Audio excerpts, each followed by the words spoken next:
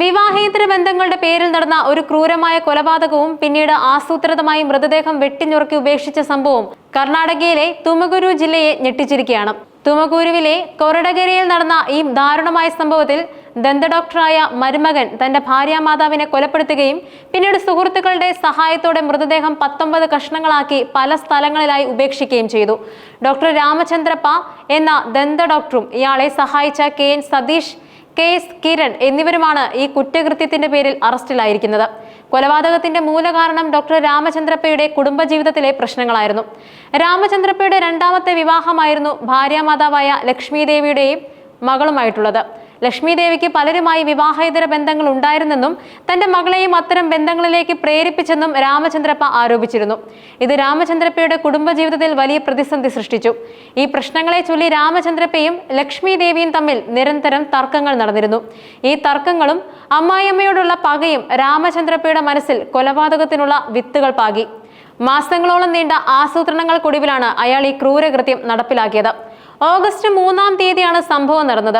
മകളുടെ വീട്ടിലെത്തിയ ലക്ഷ്മി ദേവി സ്വന്തം വീട്ടിലേക്ക് മടങ്ങാൻ തയ്യാറെടുക്കുമ്പോൾ കാറിൽ ലിഫ്റ്റ് നൽകാമെന്ന് പറഞ്ഞ് രാമചന്ദ്രപ്പ അവരെ കാറിൽ കയറ്റി.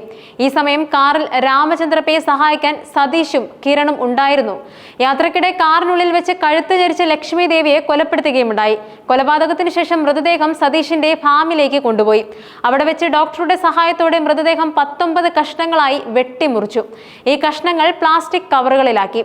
തൊട്ടടുത്ത ദിവസം രാത്രിയിൽ കൊറടകരയിലെ സമീപ പ്രദേശങ്ങളിലെയും 10ഓളം സ്ഥലങ്ങളിൽ ഈ ശരീരഭാഗങ്ങൾ ഉപേക്ഷിച്ചു.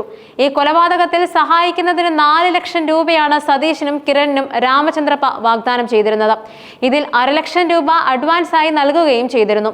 ഈ ക്രൂരകൃത്യം പുറത്തു വന്നത് തികച്ചും ആകസ്മികമായിട്ടായിരുന്നു. ഓഗസ്റ്റ് 7-ാം തീയതി തുമകുരുവിലെ ഒരു റോഡിന് സമീപം ഒരു തെരുവുനായ മനുഷ്യന്റെ കൈയുമായി പോകുന്നത് ചിലരുടെ ശ്രദ്ധയിൽപ്പെട്ടു. ഈ വിവരം പോലീസിനെ അറിയിച്ചതിനെ തുടർന്ന് നടത്തിയ വിശദമായ തിരച്ചിലിലാണ് മൃതദേഹ ഭാഗങ്ങൾ കണ്ടെത്തിയത്. സിദ്ധാര ബെട്ടയ്ക്കും നെഗലാലിക്കും ഇടയിലുള്ള റോഡിന് സമീപം പ്ലാസ്റ്റിക് കവറുകളിൽ പൊതിഞ്ഞ നിലയിലായിരുന്നു അവശിഷ്ടങ്ങൾ. പിന്നീട് തല കണ്ടെത്തിയതോടെയാണ് കൊല്ലപ്പെട്ടത് ലക്ഷ്മി ദേവിയാണെന്ന് പോലീസ് തിരിച്ചറിഞ്ഞത്.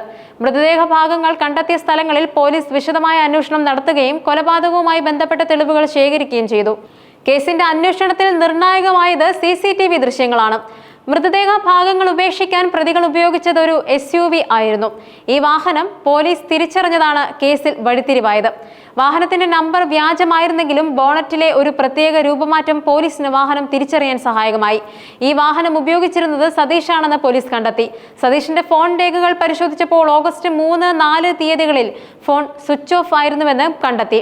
ഈ സമയം SUV ഇയാളുടെ തോട്ടത്തിൽ ഉണ്ടായിരുന്നതായി പ്രദേശവാസികൾ പോലീസിനോട് പറഞ്ഞു. പിന്നീട് സതീഷിനെ ചോദ്യം ചെയ്തപ്പോഴാണ് കൊലപാതകത്തിന്റെ ചുരുളഴിയുന്നത്. 6 മാസം മുൻപ് രാമചന്ദ്രപ്പയുടെ പേരിലാണ് ഈ വാഹനം വാങ്ങിയതെന്നും കൊലപാതകത്തിൽ രാമചന്ദ്രപ്പയുടെ പങ്ക് എന്താണെന്നും സതീഷ് പോലീസിന് മൊഴി നൽകി. ഇതേ തുടർന്ന് രാമചന്ദ്രപ്പയെയും കിരണിനെയും പോലീസ് അറസ്റ്റ് ചെയ്തു. കൊലപാതകത്തിന് ശേഷം തെളിവുകൾ നശിപ്പിക്കാൻ ശ്രമിച്ചതിനും പ്രതികൾക്കെതിരെ കേസ് ചുമത്തിയിട്ടുണ്ട്. ഈ ദാരുണമായ സംഭവം സമൂഹത്തിൽ വലിയ ഞെട്ടലാണ് ഉണ്ടാക്കിയത്. കുടുംബ ബന്ധങ്ങളുടെ പവിത്രതയെ ചോദ്യം ചെയ്യുന്നതും ചെറിയ പ്രശ്നങ്ങൾക്ക് പോലും കൊലപാതകത്തിലേക്ക് നയിക്കുന്ന മാനസികാവസ്ഥ സമൂഹത്തിൽ വർദ്ധിച്ചു വരുന്നതിന്റെ സൂചനയായും ഈ സംഭവം വിലയിരുത്തപ്പെടുന്നുണ്ട്. പോലീസിന്റെ സംയോജിതമായ ഇടപെടലും ശാസ്ത്രീയമായ അന്വേഷണവുമാണ് ഈ ക്രൂരകൃത്യത്തിലെ പ്രതികളെ വലയിലാക്കാൻ സഹായിച്ചത്. ലക്ഷ്മി ദേവിയുടെ മൃതദേഹാവശിഷ്ടങ്ങൾ കണ്ടെടുത്ത പ്രദേശത്ത് പോലീസ് വിപുലമായ തിരച്ചിൽ നടത്തി. കൊരട്ടകരെ കൊളാല പോലീസ് സ്റ്റേഷനുകളുടെ പരിധിയിലുള്ള 10ഓളം സ്ഥലങ്ങളിൽ നിന്നാണ് അവശിഷ്ടങ്ങൾ കണ്ടെടുത്തത്. അഴുകിയ നിലയിലുള്ള ഈ ശരീരഭാഗങ്ങൾ തിരിച്ചറിയാൻ ഏറെ പ്രയാസമായിരുന്നു. മൃതദേഹത്തിന്റെ തല കണ്ടെത്തിയതോടെയാണ് കൊല്ലപ്പെട്ടത് ആരാണെന്ന് വ്യക്തമായത്. DNA പരിശോധന ഉൾപ്പെടെയുള്ള ശാസ്ത്രീയ തെളിവുകൾ ശേഖരിക്കാൻ പോലീസ് ശ്രമം തുടരുകയാണ്. കൊലപാതകത്തിന്റെ കൃത്യമായ കാരണം, ആസൂത്രണം, തെളിവുകൾ നശിപ്പിക്കാൻ ശ്രമിച്ച രീതി എന്നിവയെല്ലാം പോലീസ് വിശദമായി അന്വേഷിക്കുന്നുണ്ട്. സമൂഹത്തിലേറെ സ്ഥാനമാനങ്ങളുള്ള ഒരു ഡോക്ടർക്ക് എങ്ങനെയാണ് ഇത്രയും ക്രൂരമായ ഒരു കുറ്റകൃത്യം ചെയ്യാൻ സാധിച്ചത് എന്ന ചോദ്യം പല കോണുകളിൽ നിന്നും ഉയരുന്നുണ്ട്. വ്യക്തിപരമായ വൈരാഗ്യങ്ങളും വൈകാരികമായ സംഘർഷങ്ങളും എങ്ങനെയാണ് ഒരാളെ കൊലപാതകിയാക്കി മാറ്റുന്നത് എന്നതിന്റെ ഉദാഹരണമാണ് ഈ സംഭവം.